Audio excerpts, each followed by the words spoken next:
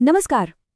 कभी सोचा है कि एक ऐसा दौर भी था जब इस धरती पर एक नहीं बल्कि कई दैवीय शक्तियां एक साथ मौजूद थीं। आज हम उसी त्रेता युग की एक ऐसी कहानी जानेंगे जिसके बारे में बहुत कम लोग जानते हैं। एक ऐसा युद्ध जब दो महाशक्तियां आमने सामने आ गईं। यही वो सवाल है जो आज की हमारी कहानी का दिल है। सोचिए, क्या होता है जब दो ऐसी शक्तियां टकराएं जिनमें से हर एक पूरी सृष्टि को हिला देने की ताकत रखती हो। चलिए इस महागाथा की गहराइयों में उतरते हैं। तो बात हो रही है त्रेता युग की। ये कोई मामूली समय नहीं था, बल्कि एक ऐसा असाधारण दौर था जब धरती पर एक साथ कई महान अवतार मौजूद थे। मतलब नियति ने कुछ सबसे पावरफुल किरदारों को एक ही टाइमलाइन में लाकर खड़ा कर दिया था। तो देखिए, इस युग में एक तरफ थे भगवान विष्णु के दो अवतार, श्री राम जो मर्यादा पुरुषोत्तम थे, और दूसरी तरफ थे प्रचंड क्रोधी भगवान परशुराम। और इनके साथ ही थे स्वयं महादेव के रुद्र अवतार, यानी उनके क्रोध और शक्ति के प्रतीक महाबली हनुमान। ये तीनों ही अपने अपने धर्म और कर्तव्य से पूरी तरह बंधे हुए थे। इस पूरी कहानी की जो जड़ है वो है भगवान परशुराम का क्रोध। और ये कोई आम गुस्सा नहीं था, ये बदले की एक ऐसी आग थी जिसके पीछे अन्याय, धोखा और एक बहुत ही दर्दनाक कहानी छिपी हुई थी। ये सब शुरू हुआ जब राजा कार्तवीर्य अर्जुन ने ऋषि जमदग्नि के आश्रम से कामधेनु गाय को जबरदस्ती छीन लिया। परशुराम को जब ये पता चला तो उन्होंने राजा को मार दिया। लेकिन बात यहीं खत्म नहीं हुई। बदले की आग में जलते हुए राजा के बेटों ने निहत्थे ऋषि जमदग्नि और उनके पुत्रों की बेरहमी से हत्या कर दी। ये बदला लेने का एक ऐसा चक्र था जो बस बढ़ता ही जा रहा था।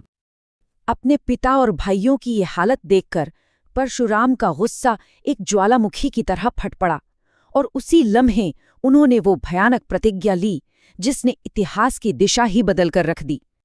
और ये सिर्फ कोई धमकी नहीं थी।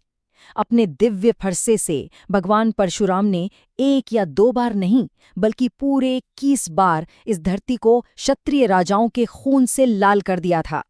उनका गुस्सा शांत होने का नाम ही नहीं ले रहा था। अब कहानी में एक नया मोड़ आता है और एंट्री होती है महाबली हनुमान की। जब परशुराम अपनी प्रतिज्ञा की आग में पूरे क्षत्रिय वंश को खत्म कर रहे थे, तब कुछ बेकसूर राजा अपनी जान बचाने के लिए भाग रहे थे और उनकी मुलाकात हुई हनुमान जी से। परशुराम के डर से कांपते हुए ये राजा एक गुफा में छिपे थे। उन्होंने हनुमान जी को अपनी पूरी कहानी सुनाई कि कैसे परशुराम की प्रतिज्ञा अब सही और गलत में कोई फर्क नहीं कर रही है और वो हर क्षत्रिय का विनाश करना चाहते हैं, चाहे वो निर्दोषी क्यों ना हो। उन राजाओं पर हो रहे अन्याय को देखकर हनुमान जी का दिल पिघल गया। उन्होंने उन सभी को अपनी शरण दी और उनकी रक्षा करने का वचन दिया। बस इसी एक वचन ने दो महाशक्तियों को आमने सामने लाकर खड़ा कर दिया। और फिर वो घड़ी आ ही गई जब क्रोध से भरे परशुराम उन राजाओं को खोजते खोजते उस गुफा तक पहुंचे, तो उनके सामने रक्षक बनकर खड़े थे हनुमान। अब युद्ध को कोई नहीं टाल सकता था। ये सिर्फ दो योद्धाओं के बीच की लड़ाई नहीं थी, ये दो आदर्शों की टक्कर थी। एक तरफ थी बदले की आग और दूसरी तरफ था रक्षा का अटूट कर्तव्य। एक तरफ अपना वचन पूरा करने की जिद, तो दूसरी तरफ शरण में आए लोगों को बचाने का धर्म। बातों से कोई हल नहीं निकला। परशुराम ने अपना प्रलयंकारी फरसा उठाया, हनुमान ने अपनी गदा संभाली, और फिर शुरू हुआ वो महायुद्ध जिसकी गूंज से तीनों लोक कांप उठे। ये कोई मामूली लड़ाई नहीं थी, बिल्कुल नहीं। जब शिव का फरसा और शिव का रुद्र अवतार आपस में टकराए तो सृष्टि का संतुलन ही बिगड़ गया।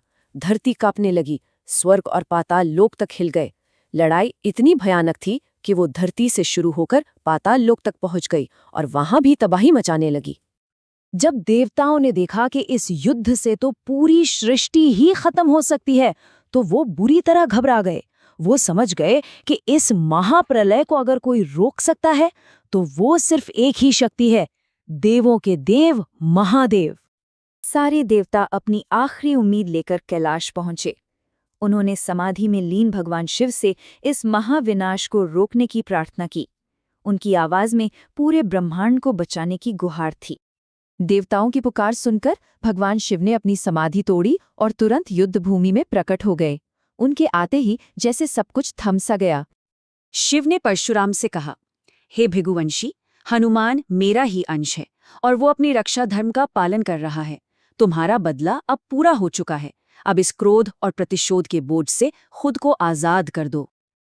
अपने गुरु और आराध्य महादेव का आदेश मिलते ही वो महायुद्ध आखिरकार खत्म हुआ और ब्रह्मांड का जो बिगड़ा हुआ संतुलन था वो फिर से अपनी जगह पर आ गया। गुरु की आज्ञा मानकर भगवान परशुराम ने न सिर्फ अपना संहार रोका बल्कि अपने गुस्से को भी हमेशा के लिए त्याग दिया।